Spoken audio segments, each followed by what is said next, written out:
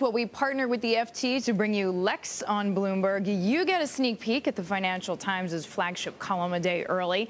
A new survey is out on wages in London today. It's not a pretty picture for workers. Joining us now is Neil Buckley. He's joining us from London. So, Neil, what was the most surprising thing in the survey? Well, it's pretty grim news for workers all round. This is a survey from the CBI employers organisation together with a leading recruitment agency. And they have found that half of all companies next year, half of all employers, are expecting to have a pay freeze. Of course, there are a lot of pay freezes in place this year, so for many people that will be the second year of that. Only 4% of those companies said that they expected to give pay increases above the rate of inflation.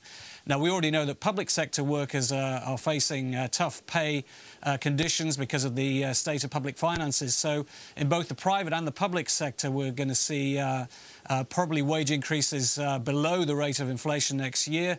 And that's going to mean the recovery in the UK is very anemic. Now, Neil, speaking about recovery, I mean, the unemployment data skews a little bit odd as well, because unemployment is actually rising slower than some had thought, but it also seems like businesses are slower about who they're bringing on board and in what capacity. Is that right?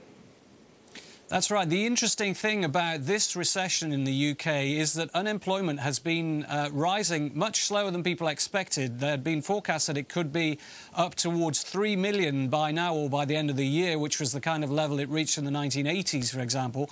In fact, it's remained stable in the most recent month, below 2.5 million. But there is a wider price for that, if you like, and that is that companies and employees have been prepared to be a lot more flexible in this downturn. A lot of employees have had pay freezes.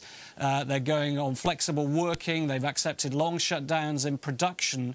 So that has helped to keep the overall rate of unemployment down. But it means that if we're going into another year of that, there are questions about how long this kind of consensus can hold. And so it doesn't necessarily raise the average worker's standard of living. Neil, we thank you so much. Neil Buckley joining us there from the FT in London.